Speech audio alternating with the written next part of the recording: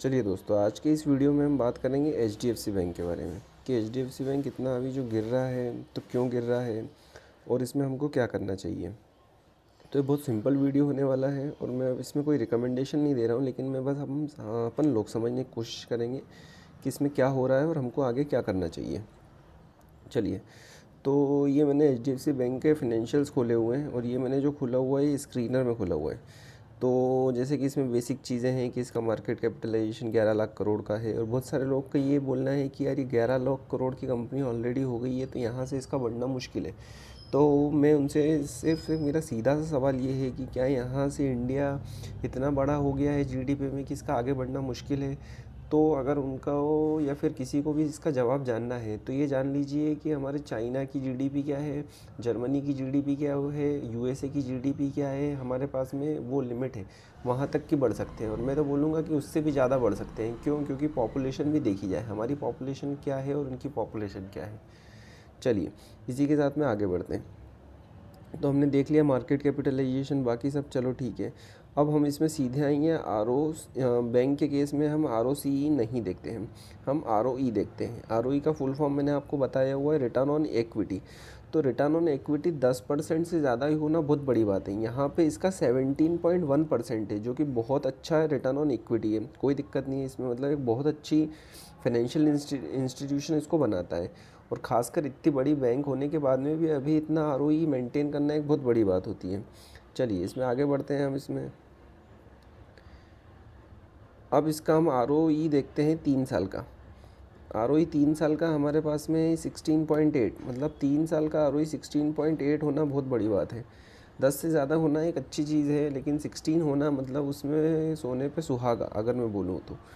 Return on equity 5 साल का भी हमारा 16.8 है, हमको बहुत अच्छे वैल्यूएशन पे मिल रही है, नो डाउट ये वाली बैंक। अच्छा, अभी बहुत सारे लोगों का फिर ये बोलना है कि मैं तो बोलते आया हूँ कि मतलब H D F C bank बहुत अच्छी है, तो फिर गिरा क्यों? तो यार ये स्टॉक मार्केट है, अगर इसमें गिरेगा नहीं, अगर सीधे ऊपर चलने की गारंटी होती तो लोग बाग सारे लोग आके इसमें इन्वेस्ट करते। क्योंकि ये गिरता भी है और बढ़ता भी है, इसीलिए स्टॉक मार्केट है, उसकी खूबसूरती ही यही है। चलिए, अब हम इसमें आगे बढ़ते हैं। इसमें और कुछ देखने लायक है नहीं, ठीक है।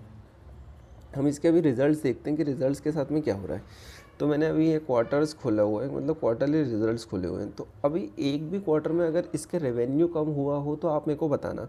ऐसी बैंक जो कि हर क्वार्टर में अपना रेवेन्यू बढ़ा रही है और उसका प्रॉफिट बढ़ रहा है, तो वो बैंक क्यों नहीं ऊपर बढ़ेगी? क्योंकि स्टॉक प्राइस फॉलो करता है प्रॉफिटेबिलिटी को। तो इसकी प्रॉफिटेबिलिटी बढ़ रही है तो स्टॉक प्राइस क्यों नहीं बढ़ेगा? पर ऐसा नहीं कि आज इतना बड़ा है तो इतना उसका स्टॉक प्राइस बढ़ जाएगा। मतलब it aligns with the time, time के साथ में अलाइन होता है। चलिए, रेवेन्यू 34, 35, 37, 40, 45, 47, 51, 75, 78, ये 78,000 करोड़ ये वाला जो है ये अभी का हमारा इसका रेवेन्यू आया है दिसंबर 2023 का। ये मार्च का था, ये हमारा जून का था और ये हमारा सितंबर का था, हर क्वार्टर का। ठीक है। तो ये अभी हमारा रेवेन्यू आया 78,000 करोड़ का। अभी इस पे हमारा फिर हमारा ये बोल रहे हैं कि फाइनेंसिंग प्रॉफिट तो कम हो गया आपका। फाइनेंसिंग प्रॉफिट आपका 15 था, माइनस में आ गया है। तो फाइनेंसिंग प्रॉफिट नहीं देखा जाएगा, हम इसमें देखेंगे क्योंकि इसकी काम ही ऐसा है कि पैसा दे के और उस पर पैसा बनाना। तो हम इसमें देखेंगे इसका नेट प्रॉफिट, क्योंकि अदर इनकम इसकी बढ़ जाती है। तो मतलब हमने देख लिया इसका लगातार प्रॉफिट बढ़ रहा है, कोई दिक्कत नहीं है। लगातार इसका फाइनेंसिंग प्रॉफिट बढ़ रहा है, ये यहाँ पे देखिए लगातार इसका फाइनेंसिंग प्रॉफिट बढ़े जा रहा है, इसमें कोई दिक्कत नहीं है। अब हम देखते हैं नेक्स्ट। चलिए, हमारा क्वार्टरली में हमने इसका अगला पेज खुला हुआ है। अभी हमारा फाइनेंसिंग मार्जिन भी वही है, यहाँ पे इसको हम देखेंगे नहीं क्योंकि ये वाला हमारा अब अदर इनकम में जहाँ पे वैसा कम हुआ है वो यहाँ पे बढ़ जाती है। इसका 37,000 करोड़ का हमारा आया है। अब हम देखेंगे PBT, profit before tax. Profit before tax क्या है? 14, 13, 12, 14, 16, 16, 16, 20, 21, मतलब हाईएस्ट एवर इसका क्वार्टरली रिजल्ट्स आया। तो क्यों नहीं इसका हाईएस्ट एवर प्राइस जाएगा? बिल्कुल जाएगा, बस थोड़ा हमको पेशेंस रखने की ज़रूरत है। लोगों का क्या बोलना है इसमें मेरे को उससे कोई फ़र्क नहीं पड़ता। मैं अपने चार्ट पैटर्न के हिसाब से, अपने एनालिसिस के हिसाब से चलता हूँ और मेरे को उस चीज़ से प्रॉफिट भी मिलता है। हमारे गुरु हमको बताते हैं, हम उनसे सीखते हैं। गुरु के बारे में किसी और वीडियो में हम बात करेंगे, ठीक है। और हम इसका जैसे हमने ये देख लिया नेट प्रॉफिट, अब हम इसका नेट प्रॉफिट देखते हैं। नेट प्रॉफिट 10, 16, 10, 9, 11, 12, 12, 12, 17, 17, 7, 1, 8 हाईएस्ट एवर इसका नेट प्रॉफिट आ रहा है। ठीक है, ये भी बहुत अच्छी चीज़ है। ये हम इसका प्रॉफिट एंड लॉस स्टेटमेंट देखेंगे, मतलब 73, 85, 105, 122, 128, 135, 170, 251, ये वाला अभी ट्रेलिंग 12 मंथ का हमारा रेवेन्यू आया है हाईएस्ट एवर। और हाईएस्ट एवर हमारा नेट प्रॉफिट आया 13,400। हाँ माइनस में है, लेकिन इसका हमें क्लियर आइडिया लगेगा इस वाले इससे प्रॉफिट, नेट प्रॉफिट से। तो हमारा नेट प्रॉफिट 15, 18, 22, 27, 31, 38, 46, 60,000 करोड़ का हमारा नेट प्रॉफिट आ रहा है। यार इससे अच्छी कंपनी आपको कहाँ मिलेगी? यार HDFC बैंक में आप इन्वेस्ट नहीं करोगे तो फिर कहाँ पे हम लोग इन्वेस्ट करेंगे? चलिए, इसके बाद में हम इसमें समझने की कोशिश करते हैं। हमारे ये चीज़ हमने, अब हम इसमें समझने की कोशिश करते हैं कि हो क्या रहा है, क्यों नीचे जा रहा है, कहाँ तक जा सकता है, ये सब चीज़ें। तो मेरे पास HDFC बैंक का चार्ट खुला हुआ है। तो एक ये वाला जो है, ये वाली जो लाइन बनी हुई है, ये इसका एक स्ट्रॉन्ग रेजिस्टेंस है। 1 टाइम, 2 टाइम, 3, 4 और 5, 6, 7, 8, 9 और ये 10 टाइम, मतलब यहाँ पे 2 टाइम, 10 बार यहाँ पे इसने लिया है। तो इसको यहाँ पे जब तोड़ेगा तो इसको यहाँ पे थोड़ी सी स्ट्रॉन्ग बाइंग चाहिए। स्ट्रॉन्ग बाइंग कौन लाएगा? आई डोंट नो, कोई भी लाएगा। सब इंटरेस्टेड होंगे, जब प्रॉफिट बढ़ेगा तो सब खरीदने की चाहेंगे, तब अपने आप ये इसका ये रेजिस्टेंस तोड़ के और ऊपर निकल जाएगा। चलिए, तो हम देखते हैं इसमें कौन सा पैटर्न बन रहा है। ये हमारा यहाँ पे, ये हम अगर देखा जाए इसको, तो ये हमारा यहाँ से, ये यहाँ से हमारा ये कप विथ हैंडल पैटर्न बन रहा है कॉम्प्लेक्स।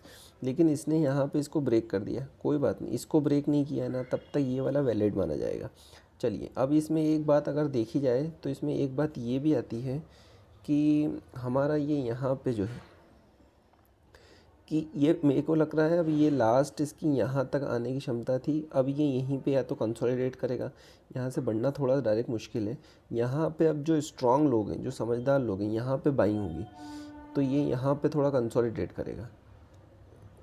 ये धीरे धीरे कंसोलिडेट करेगा और कंसोलिडेट करते करते निकल जाएगा, और किसी दिन भी ये छप्पड़ फाड़ के ऊपर निकल जाएगा। तो मैंने इसमें इसके टारगेट्स भी बता रखे हैं कि जब निकलेगा तो यहाँ पे इसका पैटर्न दिख, हमको 25% का गेन तो ये आराम से देगा। तो HDFC बैंक का स्टॉक क्यों लेना चाहिए? यार HDFC बैंक का स्टॉक आप रखो, क्योंकि मार्जिन ऑफ सेफ्टी है और बहुत ज़्यादा रिटर्न नहीं देगा तो आपके अच्छे खासे रिटर्न दे देगा। बहुत ज़्यादा नहीं, लेकिन अच्छे खासे। HDFC बैंक में आपको 25%, 30% का रिटर्न मिलना एक बहुत बड़ी बात होती है। तो ये सब था HDFC बैंक में बारे में। कोई घबराने की कोई ज़रूरत नहीं है, HDFC बैंक को कुछ नहीं हो रहा है, ग्रोथ इसकी कोई रुक नहीं रही है, ग्रोथ इसकी आगे आएगी ही सही। क्योंकि थोड़ा मर्जर हुआ है HDFC और HDFC बैंक का, तो थोड़ी सी प्रॉब्लम्स हो सकती है, लेकिन उन लोगों ने भी कुछ सोच के इसका मर्जर करा होगा। ऐसे ही नहीं कुछ भी उन्होंने बिना सोचे समझे मर्जर कर दिया होगा। एक आदमी जो HDFC में था, एक आदमी जो HDFC बैंक में था, दोनों लोगों को सैलरी जा रही थी। तो ऐसा क्यों हो भैया? जो HDFC बैंक में बैठा है वो HDFC का भी प्रोडक्ट बेच सकता है ना, HDFC फाइनेंसिंग, हाउसिंग फाइनेंस वाला, तो वो उनका एक्सपेंसेस बचेंगे। ऐसी बहुत सारी चीज़ें, घबराने की बिल्कुल ज़रूरत नहीं है। इन्वेस्टेड हो तो इन्वेस्टेड रही है, आपको बेचने की तो बिल्कुल भी ज़रूरत नहीं है इसमें। हाँ, और एजुकेशन के हिसाब से बना रहे हैं वीडियो, कोई आप रिकमेंडेशन नहीं है। अगर आपको वीडियो अच्छा लगा है तो आप लाइक कर सकते हैं, अच्छा नहीं लगा हो तो डिसलाइक कर सकते हैं, कमेंट में बता सकते हैं और कोई दिक्कत हो तो। और चैनल को अच्छा लगा और वीडियो देखने हो तो इस टाइप के, तो आप सब्सक्राइब कर सकते हैं। ठीक है, इसी के साथ में आपसे अलविदा लेंगे अब। Thank you.